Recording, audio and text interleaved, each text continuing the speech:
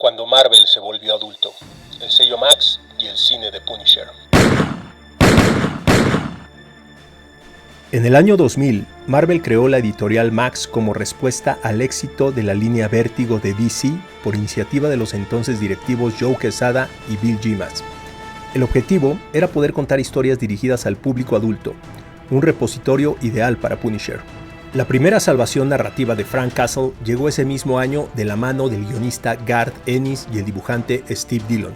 La serie de 12 números Welcome Back, Frank desechó los disparates sobrenaturales y devolvió al personaje al realismo urbano, inyectando humor negro y crudeza visual extrema. Ennis no intentó hacer a Castle agradable, lo retrató como la fría e implacable fuerza que realmente es. En el universo 616, Marvel continuaba sacando toda variedad de publicaciones, algunas como series, otras como novelas, incluso una en versión manga, pocas con trascendencia, pero esto cambió en 2004 que se lanzó la serie regular Punisher Max. En este universo sin superhéroes, Ennis redefinió el mito con arcos como Burn, sugiriendo que el oscuro instinto de Castle ya estaba vivo en Vietnam y que la tragedia de su familia solo fue la excusa final para desatarlo. Durante 60 números, Ennis escribió lo que se considera el material de referencia definitivo del personaje. Tras la salida de Ennis, el desafío era mantener la relevancia sin caer en la caricatura. Mientras los cómics brillaban, el audiovisual luchaba por entenderlo. Años antes, en 1989, una película con Dolph Lundgren tomó al personaje para contar una historia que poco tiene que ver con la esencia de Punisher. Incluso el director mencionó no haber incluido los elementos básicos para alejarse del aspecto del cómic, buscando ofrecer una estética más sombría. Ya saben, hacer una película de cómics sin que parezca de cómics. En 2004, Thomas Jane lo interpretó en una adaptación fílmica, que aunque contaba con su compromiso físico total, sufrió por un tono desequilibrado. La cinta intentó sanear al personaje, mostrándolo como un justiciero en busca de venganza, diluyendo su rol de ejecutor implacable. Algunos años después, salió un corto con el mismo actor titulado Dirty Laundry, que expresa un tono mucho más adecuado al personaje. Si no lo has visto, está disponible en YouTube. Lo curioso es que mientras el cine fallaba, los videojuegos lograron la adaptación perfecta en 2005. Un juego tan brutal que fue censurado en varios países. Te lo cuento a detalle en un short del canal. Volviendo a los cómics, inmediatamente después de Ennis, la serie original continuó sumando números y cambió su título a Frank Castle, The Punisher. Varios autores tomaron esta responsabilidad.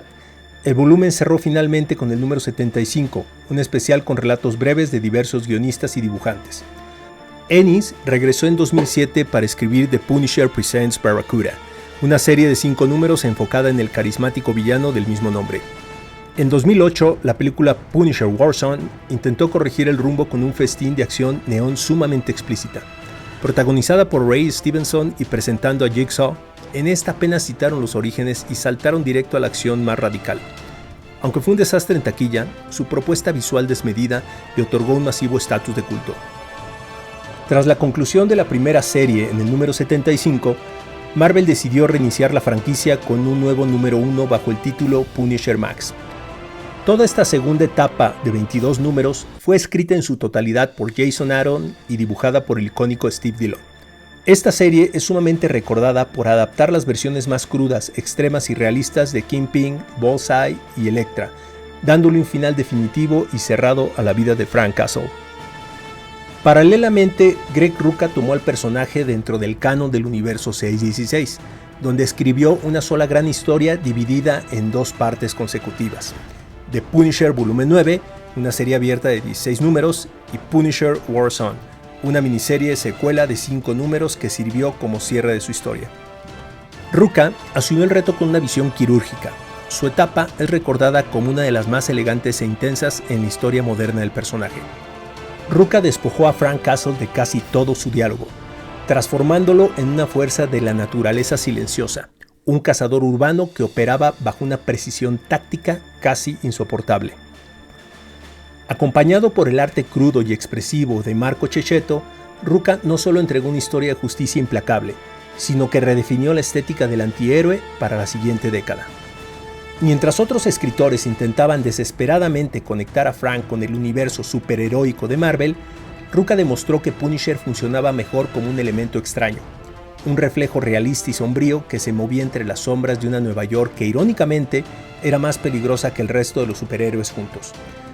fue el cierre definitivo de la transición de Frank Castle noventero al ícono del realismo que dominaría la cultura pop posterior. Después de Ruka llegaron otros volúmenes que exploraron nuevas facetas. The Punisher, volumen 10, escrita por Nathan Edmondson. En esta serie, Frank Castle se muda de Nueva York a Los Ángeles. Cuenta con un enfoque sumamente militarizado y táctico, donde se enfrenta a una organización llamada Dos Soles y es perseguido por un comando de élite. La serie terminó conectando con el fin del universo Marvel en Secret Wars tras una duración de 20 números. En Punisher volumen 11, escrita por Becky Cloonan, Frank regresa a sus raíces en la costa este para desmantelar una red de tráfico de una nueva droga sintética. Cloonan convirtió la historia en una especie de road trip de suspenso y acción, enfrentando a Frank con un impecable agente de la DEA obsesionado con atraparlo. Tuvo una duración de 17 números antes de cambiar su numeración por el sistema Marvel Legacy. Entre todo este ir y venir, se publicaron a través de los años varias miniseries, one-shots y novelas gráficas, destacando títulos como Punisher Noir, Nightmare, Trial of the Punisher, A Man Named Frank o Space Punisher. Algunas son curiosidades bastante simpáticas, como los famosos crossovers con Eminem o Archie. Otras son francamente extrañas y algunas más sumamente confusas. En 2016, Jon Bernthal se infundó el cráneo para la segunda temporada de Daredevil en Netflix. El choque filosófico entre la justicia de no letalidad de Matt Murdock y el absolutismo definitivo de Castle fue magistral. Bernthal inyectó un peso emocional crudo, encarnado, a un veterano asolado por las secuelas de la guerra. El éxito derivó en su propia serie en solitario, profundizando en las conspiraciones corporativas y gubernamentales detrás de su historia. Garth Ennis volvió a tomar al personaje para The Platoon, una miniserie de 6 números sobre la primera misión de Frank en Vietnam. Inmediatamente después, en la continuación del volumen 11, el guionista Matthew Rosenberg tomó el control a partir del número 218 en la conocida era de War Machine. Al conseguir la armadura con tecnología a nivel Iron Man, Frank viaja a Europa del Este para desmantelar regímenes autoritarios y luego regresa a Estados Unidos, provocando que toda la comunidad de héroes se una para frenarlo. Esta etapa abarcó de los números 218 al 228.